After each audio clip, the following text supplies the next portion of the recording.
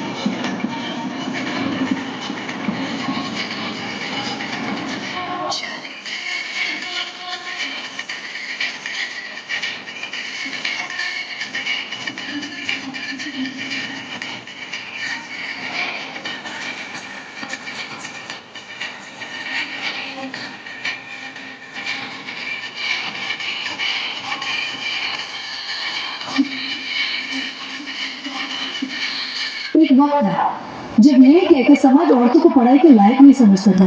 आज भी ज्यादातर लोग यही समझते हैं। और बाय द वे, आप किस बराबरी की बात कर रहे हैं सर? आपको क्या लगता है कि कुछ औरतों ने लिख पढ़ क्या लिया, उनकी और मर्दों की जिंदगी एक बराबर है? क्या जानते क्या है आप औरत होने के बारे में? हर कदम पे ऐसे सवाल पड़ते हैं जो एक आदमी कभी सोच भी नहीं सकता। पल्लू ज्यादा नीचे तो नहीं आ गए? लोग कैरेक्टर पे सवाल करेंगे। ज्यादा हंस तो नहीं रही? लोग गलत मतलब निकालेंगे। ऑफिस में काम कम तो नहीं कर रही?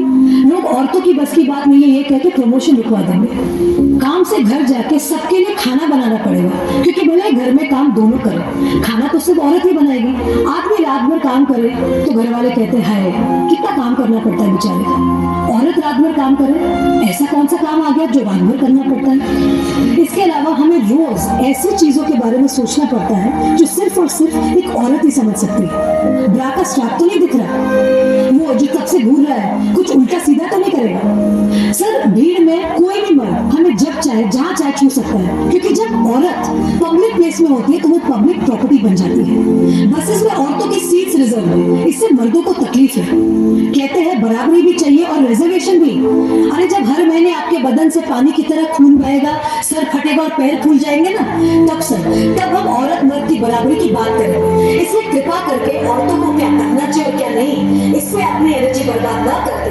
औरतें क्या चाहती हैं उन्हें वो करने का मौका तो मिलता रहे, इसके बारे में हमें सोचना चाहिए। बराबरी तो बहुत दूर की बात है सर, फिलहाल हिस्सेदारी मिल जाए ना, वो ही बहुत है।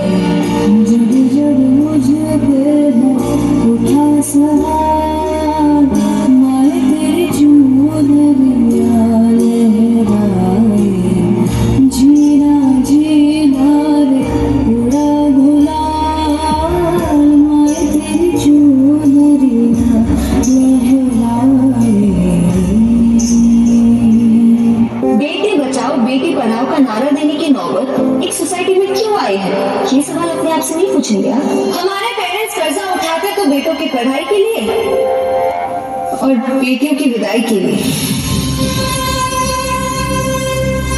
हमारी सोसाइटी में आज्ञाकारी सबसे बड़ा टाइटल है जो एक औरत को मिलता है, बहू हो या बेटी, क्योंकि उसे सिर्फ और सिर्फ एक आदमी का कहना मानना होता है। एक लड़की अपनी जिंदगी में क्या करना चाहती है, कैसे जीना चाहती है, उसके लिए उसे किसी आदमी की परमिशन लेने की जरूरत नहीं होनी चाहिए।